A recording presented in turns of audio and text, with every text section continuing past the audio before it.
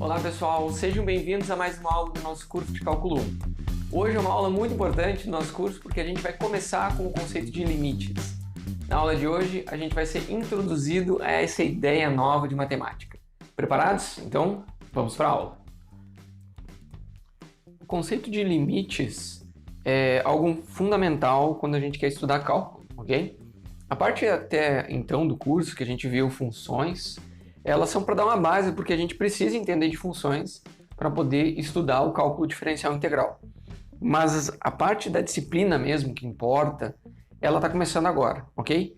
Então, porque ela é meio disruptiva quanto ao conhecimento que vocês têm de matemática até então, né?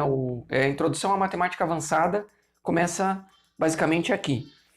Então, quando a gente fala de limites, depois a gente vai entrar na parte do que define continuidade, né? A gente tem que introduzir o conceito de limite. Existem vários exemplos, várias formas de introduzir o conceito do limite. Mas eu separei para vocês aqui o conceito da reta tangente, porque esse conceito aqui é muito importante, a gente vai usar muito, ok?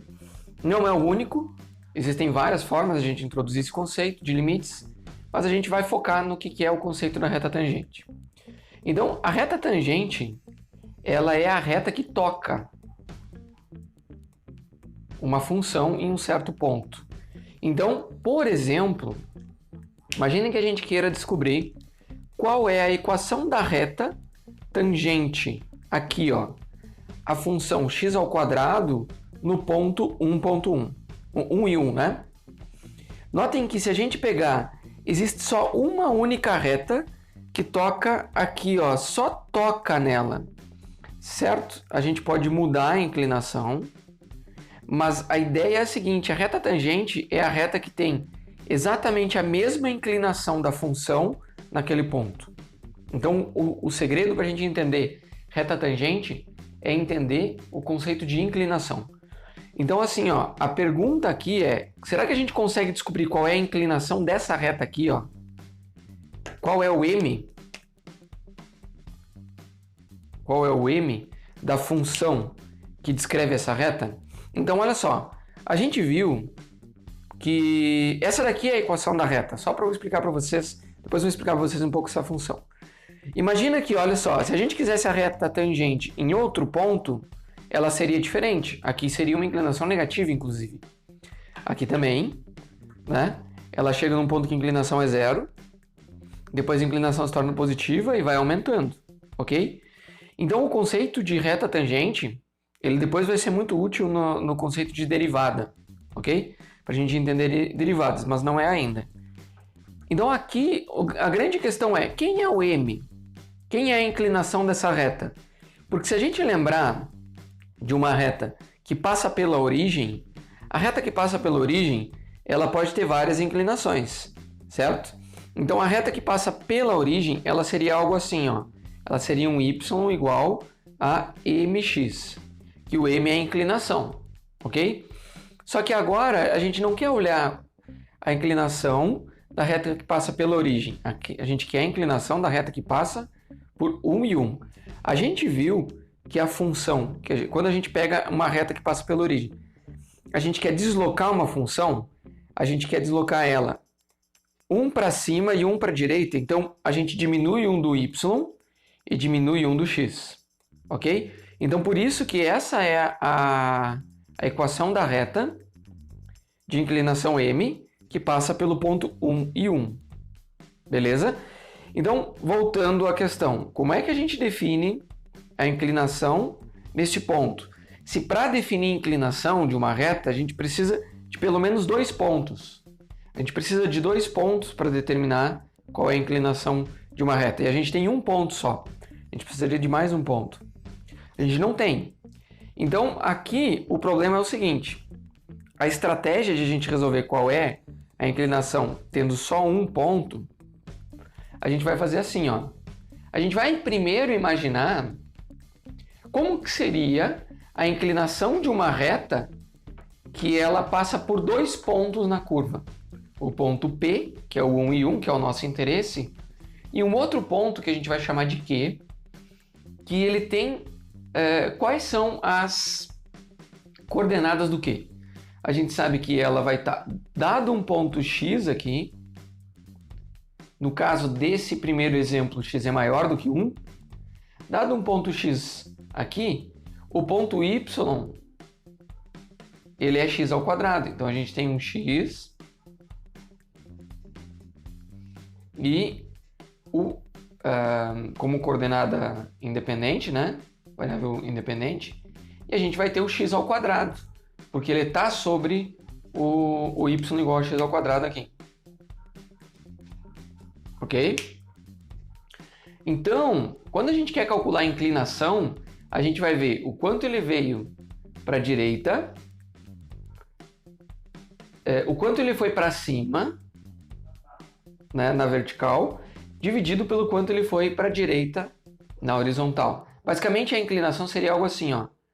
M comparando o ponto P com o ponto Q, ele é igual a... Qual é o y no ponto Q é x ao quadrado. Então a gente vai fazer x ao quadrado menos 1, porque é o y no ponto P. Então esse daqui é o y no ponto P, esse aqui é o y no ponto Q.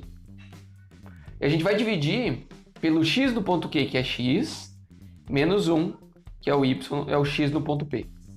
Então a gente tem isso daqui, ó, o que ele sobe é x ao quadrado menos 1, e o que ele vem para a direita é x menos 1. Ficou meio apertadinho, mas basicamente a gente divide, né, o ΔY pelo ΔX para achar a inclinação.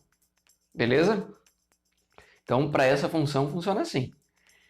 O que acontece, por exemplo, se a gente aplicar aqui, ó, o ponto x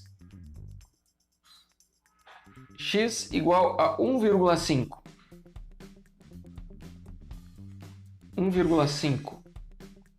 Então, em x igual a 1,5, se a gente pegar aqui, ó, o 1 e o 1,5 para comparar aqui, certo? A gente vai ter a inclinação de P com Q sendo 1,5 ao quadrado, isso aqui dá 2,25.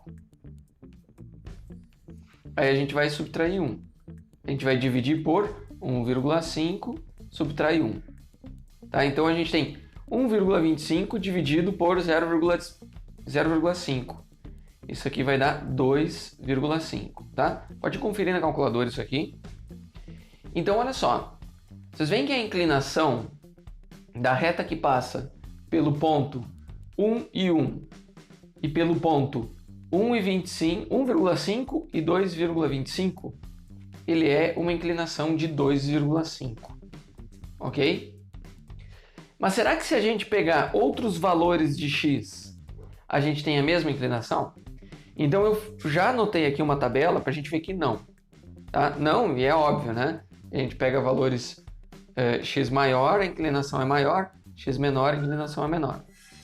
Então olha só, se a gente pegasse o x igual a 2 e aplica nessa fórmula, a gente tem uma inclinação de 3.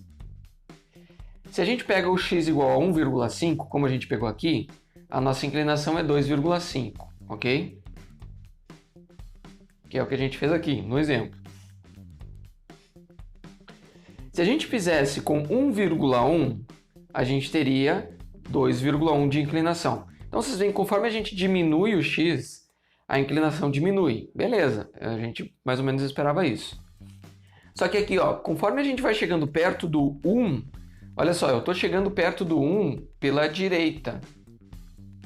Ok? A gente está se aproximando pela direita aqui. Então, olha só, a inclinação ela vai ficando cada vez mais próxima de 2. Então, se eu pego 1,1, a inclinação é 2,1. 1,01, a inclinação é 2,01. 1,001, a inclinação é 2,001. A gente percebe que há uma tendência, conforme a gente vai chegando mais próximo do 1, a inclinação vai chegando mais próximo do 2, aqui pela direita assim. Por outro lado, nessa outra tabela, eu coloquei os valores. Imaginem que ao invés do x, a gente vem com o x pela direita, a gente vem com o x pela esquerda aqui, ó. Ok? O que acontece? Ó, nesse outro exemplo, eu peguei um ponto à esquerda no nosso ponto em questão, que é o 1 e 1. Tá? A função é a mesma, não muda. Então a inclinação, ela, o que vai mudar?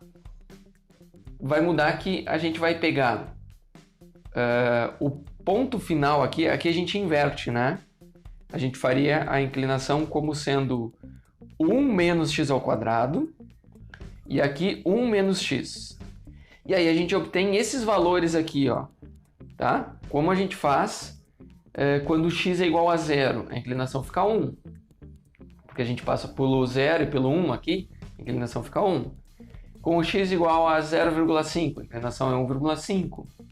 Com x igual a 0,9, é 1,9. Então a gente vê que vai chegando no 2 pela esquerda. Tá? Então aqui, ó, quando a gente vai atribuindo vários valores para a função, para essa inclinação, a gente vê que existe um limite no qual, conforme o P, o Q vai se aproximando do P, seja pela esquerda, seja pela direita ou pela esquerda, né, a inclinação tende a 2. Então a notação que a gente usa é a seguinte: a gente vai escrever assim, ó, o limite de Q tendendo a P, tá? Isso é uma notação de limite. De quem? Da função x ao quadrado menos 1 sobre x menos 1. Eu falei, a gente inverte, mas no final das contas a gente vai acabar ficando com a mesma função. O que acontece? Isso aqui é igual a 2. Tá? Então, esse exemplo, a gente tem um limite que tende, é uma função, né? Um limite de uma função que tende ao valor de 2. A gente não tem como calcular essa inclinação de outra maneira, tá? Porque a gente não tem 2 pontos na reta. A gente precisaria de 2 pontos na reta para calcular a inclinação. Mas se a gente fizer esse limite, né, sobre a curva y ao quadrado, y igual a x ao quadrado, a gente pode ver que essa inclinação tende a 2. Ou seja, né, o nosso m de P e Q, ele tende ao m que a gente estava procurando. Então a reta aqui, ó, ela é dada pela função y e menos 1 igual a 2 que multiplica x menos 1. Então a gente tem que o y é igual a 2x. Aqui a gente tem menos 2 e aqui mais 1. Então a gente vai pôr mais menos 1. 2x menos 1. Tá? Então olha só, a gente consegue determinar qual é a equação se a gente calcular esse limite dessa forma. Tá? Então a ideia de limite é essa. Quando a gente vai tendendo a variável independente a um número e a gente vê como a função se comporta. Beleza? Então, no exemplo da reta tangente, a gente tem essa função e a gente tem a inclinação tendendo a 2, que nos possibilita calcular a reta tangente. Ok? Então, hoje a gente introduziu o conceito de limites e na próxima aula a gente vai estudar alguns tipos de limites de funções. Limites laterais, limites infinito. Lembrando que agora é com vocês, façam os exercícios da disciplina, deixem as suas dúvidas lá no fórum e caso vocês tenham a oportunidade de ajudar alguém com a sua dúvida, ajuda porque assim você também aprende. Então com isso a gente encerra. Forte abraço. Até a próxima aula.